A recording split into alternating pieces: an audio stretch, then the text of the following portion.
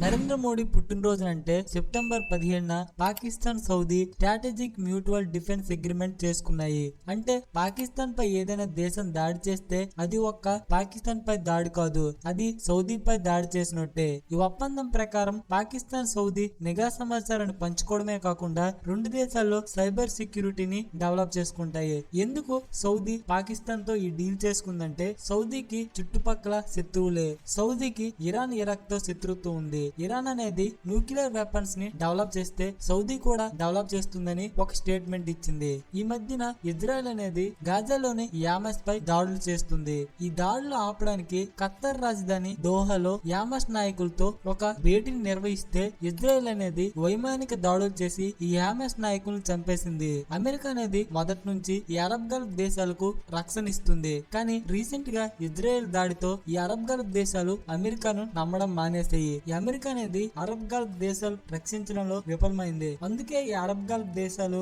China, Pakistan పై చూడడం start చేశాయి. ముస్లిం దేశమైన పాకిస్తాన్ అనేది అణ్వాయుధాలు కలిగిన దేశం. అందుకే ఈ డీల్ అనేది సౌదీ చేసుకుంది. ఏప్రిల్ 22న ఇండియాలో కాశ్మీర్ లో పాకిస్తాన్ అనేది పహల్గామ్ అటాక్ చేసిన తర్వాత భారతదేశం అనేది ఆపరేషన్ సింధూర్ స్టార్ట్ చేసి పాకిస్తాన్ పై రివెంజ్ తీసుకుంది. కానీ రీసెంట్ గా చూస్తే పాకిస్తాన్ అనేది సౌదీ అరేబియాతో ఈ డీల్ చేసుకుంది. దీనివల్ల ఇండియాపై ఎలాంటి ప్రభావం పడుతుంది? సౌదీ అనేది గట్టి దేశం, అంటే బాగా డబ్బులున్న దేశం. ఒకవేళ పాకిస్తాన్ ఇండియా యుద్ధం చేస్తే డైరెక్ట్ గా దిగకపోవచ్చు. ఎందుకంటే పాకిస్తాన్ ఇండియా ఇప్పటికే 3 సార్లు యుద్ధం చేస్తే సౌదీ ఎప్పుడు కూడా ఇన్వాల్వ్ అవ్వలేదు, ఇప్పుడు కూడా ఇన్వాల్వ్ అవ్వదు. కానీ పాకిస్తాన్ కి ఆధునిక టెక్నాలజీని, డబ్బుని, సైన్యాన్ని అందించవచ్చు. పాకిస్తాన్ అనేది భారతదేశ అతిపెద్ద వాణిజ్య భాగస్వామితో ఈ అగ్రిమెంట్ చేసుకుంది. అంటే 2024-2025 ఆర్థిక సంవత్సరంలో చూసుకుంటే $41.88 బిలియన్ గల ట్రేడింగ్ ఈ దేశాల మధ్యన జరిగింది. అదే పాకిస్తాన్ సౌదీ వాణిజ్యం చూసుకుంటే సంవత్సరానికి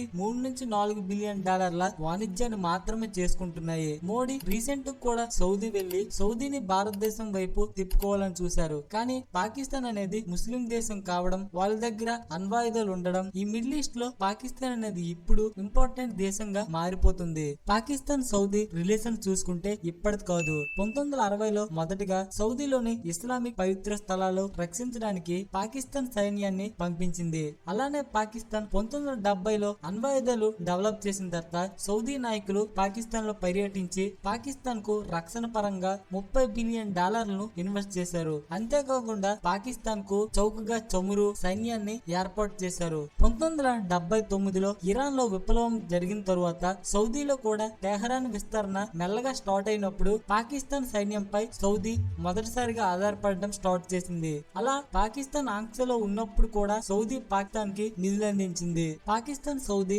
ఒప్పందం వల్ల భారతదేశానికి వచ్చే నష్టం ఏంటంటే పాకిస్తాన్ ఇప్పటికే $100 బిలియన్ అప్పులో కూరుకుపోయింది. సౌదీ అనేది పాకిస్తాన్ కి విపరీతమైన నిధులనిచ్చి వైమానిక దళాన్ని, టెక్నాలజీని అందిస్తుంది. దీనివల్ల పాకిస్తాన్ అనేది అమెరికా టెక్నాలజీని ఈజీగా కొనగలుగుతుంది. ముందు నుంచే పాకిస్తాన్ అనేది పాకిస్తాన్ లో ప్రజలను పట్టించుకోకుండా బడ్జెట్ మొత్తం ఆయుధాలు కొనడానికి, సైన్యానికే ఖర్చు పెడుతుంది. ఒకవేళ సౌదీపై ఇరాన్ అయినా, ఇరాక్ అయినా దాడి చేస్తే పాకిస్తాన్ అనేది సౌదీకి సపోర్ట్ గా వెళ్తుంది. మిడిల్ ఈస్ట్ లో అమెరికాకు ఇజ్రాయిల్, ఖత్తర్ కూడా మిత్రదేశమే. అమెరికా యొక్క అతిపెద్ద సైనిక స్థావరం ఖత్తర్ లో ఉంది. అయినా కూడా ఇజ్రాయిల్ ఖత్తర్ పై దాడి చేసింది. అంటే అమెరికాకు తెలియకుండా ఈ దాడి జరగదని గల్ఫ్ దేశాలు అనుకుంటున్నాయి. గల్ఫ్ దేశమైన ఖత్తర్ పై ఈ సంవత్సరంలోనే 2 సార్లు దాడులు జరిగాయి. మొదటిది ఇరాన్ చేస్తే రెండవది రీసెంట్ గా ఇజ్రాయెల్ చేసింది. అంటే వీళ్ళ సెక్యూరిటీ ఎంత వీక్ గా ఉందో అర్థం చేసుకోవచ్చు. అందుకే ఈ అరబ్ గల్ఫ్ దేశాలన్నీ కలిసి అరబ్ నాటోని స్టార్ట్ చేసి వాళ్ళకంటూ ఒక సైన్యాన్ని ఏర్పాటు చేసుకోవాలని అనుకుంటున్నాయి. అందుకే రీసెంట్ గా 54 ముస్లిం దేశాలు కలిసి ఖత్తర్ రాజధాని దోహాలో అరబ్ నాటోని స్టార్ట్ చేయాలని అనుకున్నాయి. అందుకే పాకిస్తాన్ సౌదీ ఈ అగ్రిమెంట్ ని చేసుకున్నాయి. ఇక అరబ్ నాటో గురించి అంటే 2015లో సౌదీపై ఉగ్రవాదుల దాడి, 2022లో హోతీల దాడులు ఇవన్నీ జరగడంతో సౌదీ ముస్లిం దేశాలను కలిసి అరబ్ నాటోని స్టార్ట్ చేయాలని ముందుగా ప్రతిపాదించింది. కానీ అది అలా పోస్ట్ పోన్ అవుతూ వచ్చింది. కానీ రీసెంట్ గా ఖత్తర్ పై దాడి జరగడంతో ఈ ముస్లిం దేశాలను కలిసి అరబ్ నాటోని స్టార్ట్ చేయాలని చూస్తున్నాయి. భారతదేశం ఈ సౌదీ, పాకిస్తాన్, అరేబియా ఒప్పందంపై పరిశీలన చేస్తుందని చెప్పింది. అలానే భవిష్యత్తులో ఎలాంటి నిర్ణయాలు తీసుకోవాలో కూడా డిసైడ్ చేస్తుందని చెప్పింది.